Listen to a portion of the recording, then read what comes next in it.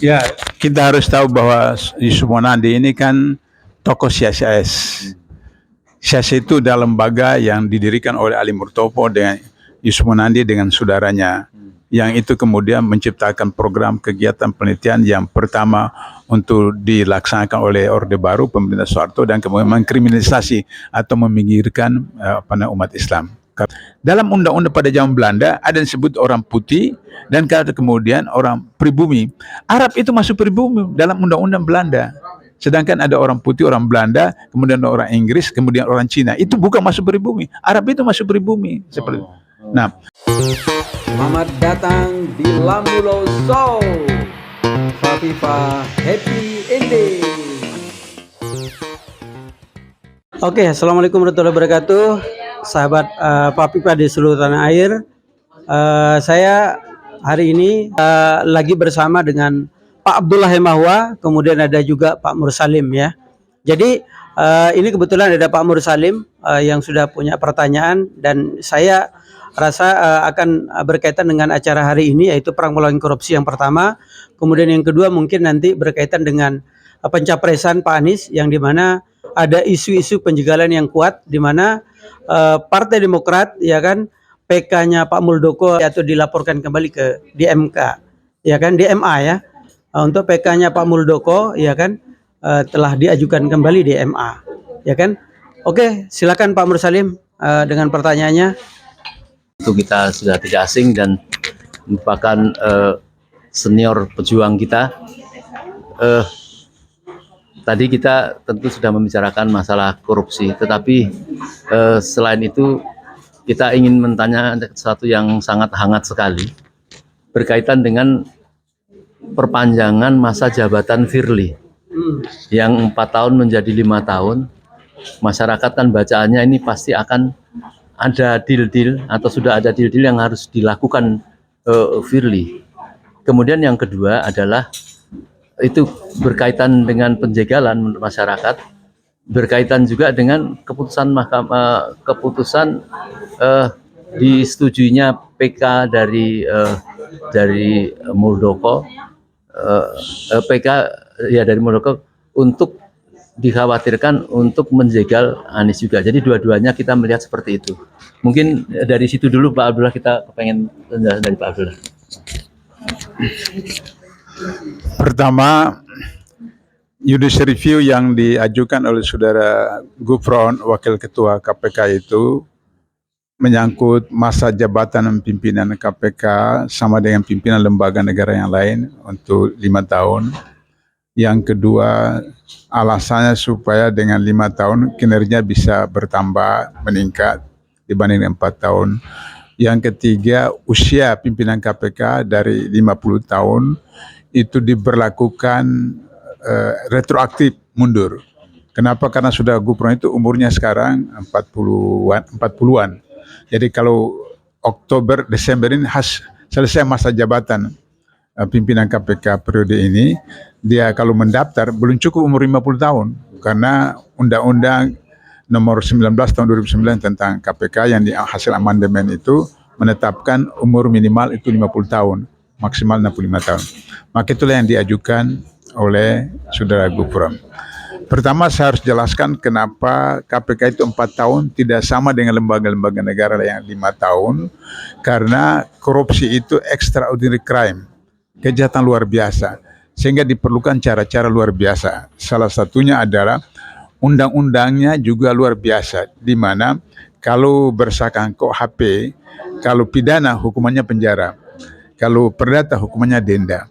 Dalam undang-undang tindak pidana korupsi digabungkan antara penjara dan denda. Oleh karena itu kalau dia korupsi 1M, selain di penjara mungkin 5 tahun, 10 tahun berapa, juga dia harus ganti 1M uang itu.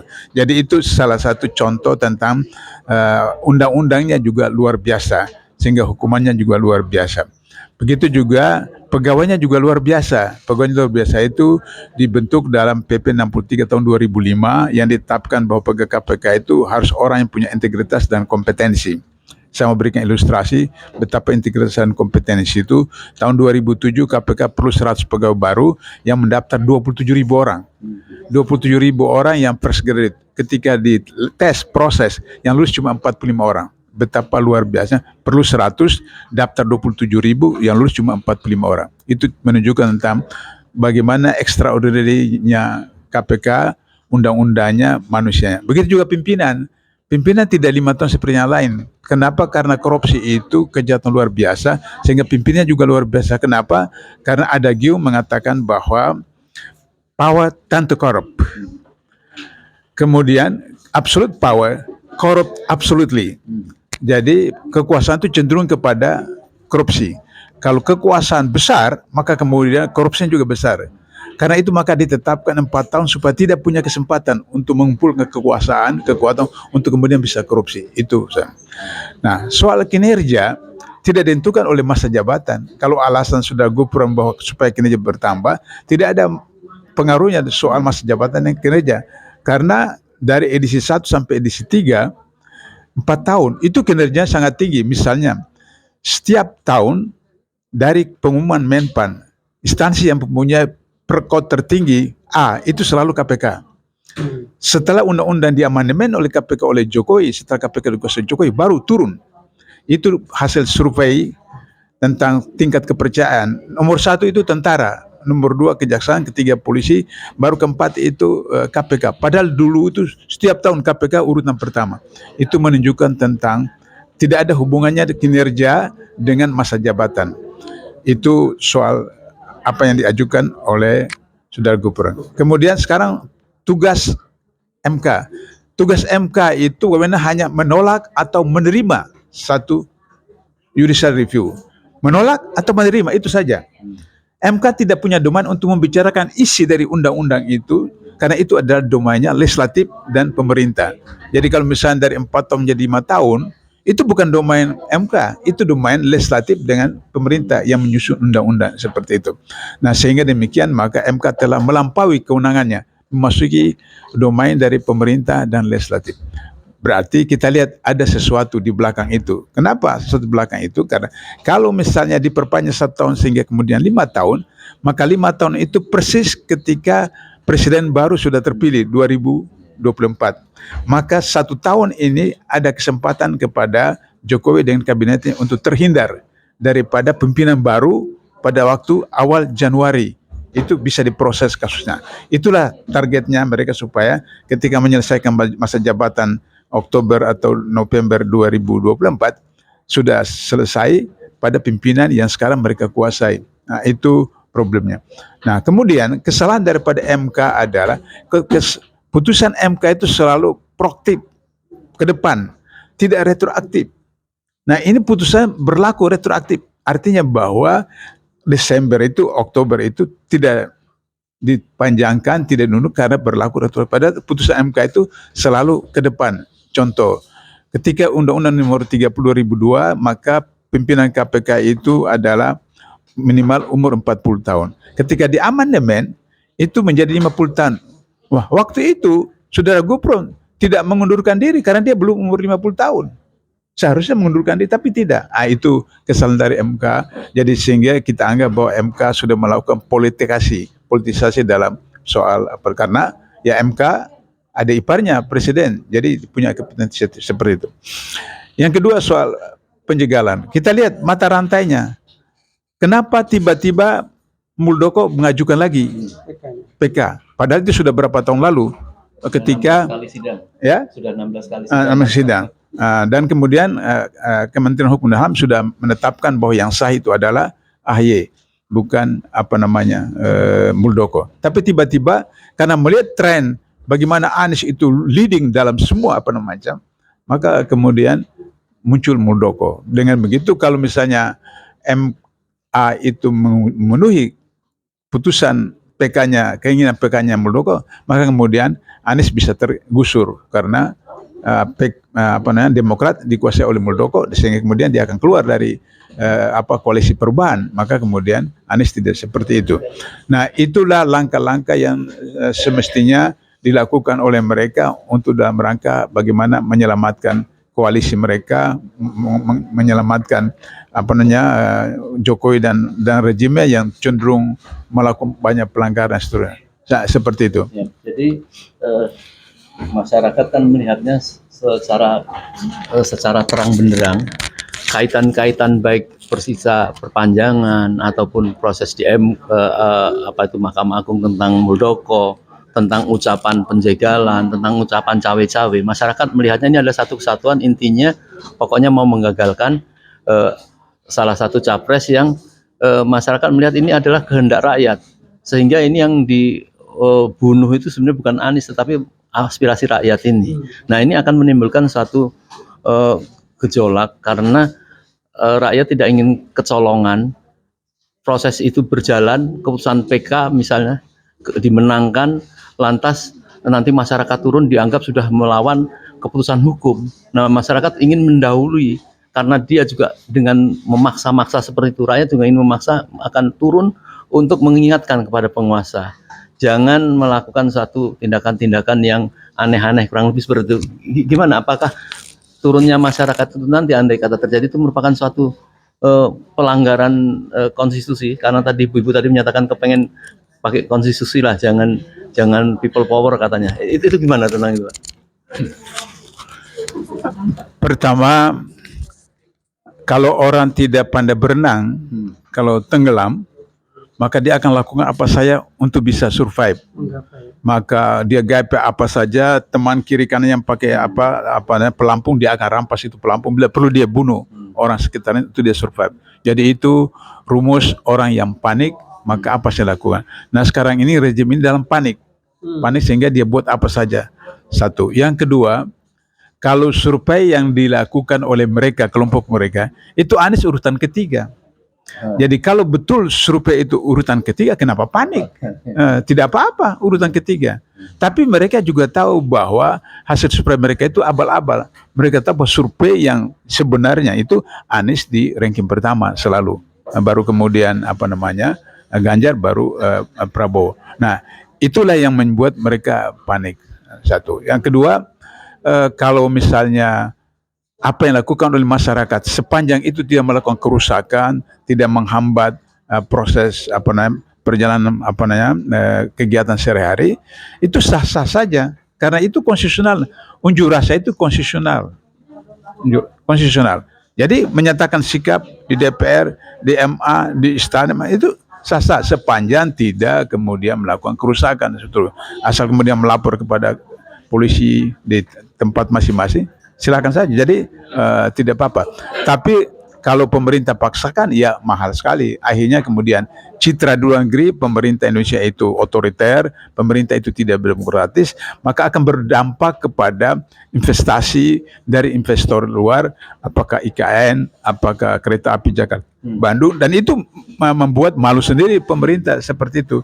Sehingga misalnya katakanlah ditakdirkan misalnya Ganjar atau Prabowo yang jadi persembukan Anies, maka mereka juga tidak bisa melanjutkan IKN dengan kereta api karena investor asing itu sudah tidak percaya kepada pemerintah Indonesia, sehingga mereka tidak mau invest di negeri. Nah, itu harus Jokowi dengan aparatnya, menteri dan sebagainya, itu harus memahami konsep itu. Kalau melawan arus masyarakat, arus umat, nah itu risikonya tidak hanya kepada dia, tapi juga kepada pembangunan yang akan kemudian berjalan ke depan. Saya kira itu, Pak Musa. Terakhir, mungkin kita perlu komentar banyak tokoh-tokoh yang kemudian berani juga, terutama misalnya kayak petinggi CSIS, yaitu Yusuf Manandi. Dia mengatakan seolah dia tahu benar karakter Mr. Presiden ini. Dia pasti akan melakukan dan dia tidak menghendaki. Di situ tidak disebutkan, dia tidak menghendaki kalau Anies Rashid Baswedan maju sebagai itu.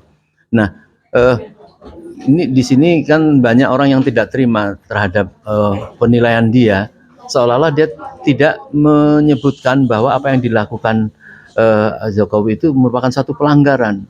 Padahal dia sendiri menyebutkan itu satu hal yang dilakukan dengan paksa dan tanpa menyebutkan ada pelanggaran-pelanggarannya. Seperti apa, Pak? Ya, kita harus tahu bahwa Yusuf Manandi ini kan tokoh CSIS. CSIS itu adalah lembaga yang didirikan oleh Ali Murtopo dengan Yusuf Manandi dengan saudaranya, yang itu kemudian menciptakan program kegiatan penelitian yang pertama untuk dilaksanakan oleh Orde Baru pemerintah Soeharto dan kemudian mengkriminalisasi atau meminggirkan umat Islam. Karena itu maka ada kasus asas tunggal, ada kasus Komji, ada kasus macam-macam yang mengkriminalisasi, betul. Sehingga dengan begitu maka dihubungkan dengan Anies seakan-akan representasi umat Islam, sehingga nanti kemudian berulang lagi padahal harus diingat bahwa berbeda antara Anies dengan kelompok-kelompok yang lain. Kalau misalnya katakanlah digiring-giring ke Arab dan seterusnya, saudara Sofyan dan teman-temannya tidak harus tinggal di Indonesia, karena Indonesia ini 42% bahasa Indonesia itu bahasa Arab. Bahasa Arab. Kalau kita menolak Arab, menolak bahasa Arab, menolak orang Islam dan seterusnya, negara ini bubar. Mari kita lihat lembaga tertinggi Majelis Permusyawaratan Republik Indonesia. Majelis itu bahasa Arab. Permusyawaratan itu bahasa Arab. Rakyat itu bahasa Arab. Dewan Perwakilan Rakyat, Dewan itu Diwan, bahasa Arab, gedung perwakilan rakyat. Kemudian rakyat wakil itu. Begitu juga DPD, Dewan Perwakilan Daerah, Dewan bahasa Arab, perwakilan bahasa Arab, daerah itu bahasa Arab, daerah dari daurah. Jadi akan bubar ini negara kalau misalnya menganggap bahwa Arab itu musuh. Dan kemudian berbeda antara orang Cina dengan orang Arab di Indonesia.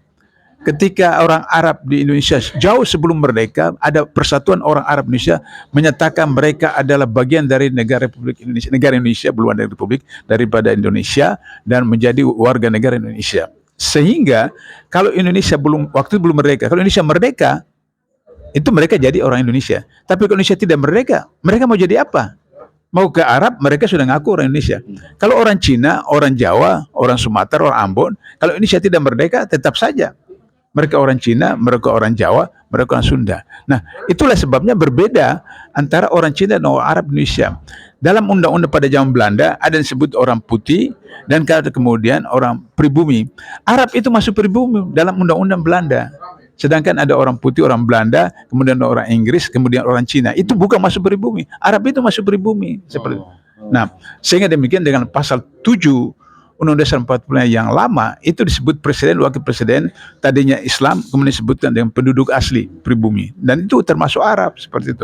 Jadi kita lihat itu skenario di belakang apa yang disambungkan oleh Yusuf Mananda, sebenarnya karena itu anti kepada Islam, kemudian tidak suka kepada Islam, dan kemudian agar supaya tetap saja dikuasai oleh Cina, dikuasai oleh Amerika, dikuasai oleh negara-negara superpower yang lain terhadap pemerintah dan masyarakat Indonesia. Seperti data tadi disebutkan oleh saudara Novel Baswedan tadi, soal impor, soal ekspor, soal migas, soal dan seterusnya, itu adalah mereka kuasai dengan apa yang disebut dengan 9 naga itu. Itu barangkali. Baik. Terima kasih Pak Mursalim dan Pak Abdullah Mahwa. Ini perbincangan kita pada hari ini. Tadi kita sama-sama dengar bagaimana kondisi negara kita yang mengenai korupsi, kemudian bagaimana Pak Anies ini sangat kentara sekali untuk mengenai penjagalan dan lain-lain. Bahkan mohon maaf, ini acara Formula E aja, beliau nggak diundang ini Pak Abdullah ya. Beliau nggak diundang, beliau pun beli tiket sendiri. Artinya memang kelihatan sekali bahwa rezim atau pemerintah saat ini sangat kentara untuk sama Pak Anies sendiri. Begitu ya. Terima kasih atas waktunya. Baik, terima kasih Pak Mursalim atas waktunya dan Pak Abdullah Mahwa. Terima kasih atas waktunya, atensinya. Assalamualaikum warahmatullahi wabarakatuh. Waalaikumsalam. Selamat datang di Lambulo Show. Fafifa Happy Ending.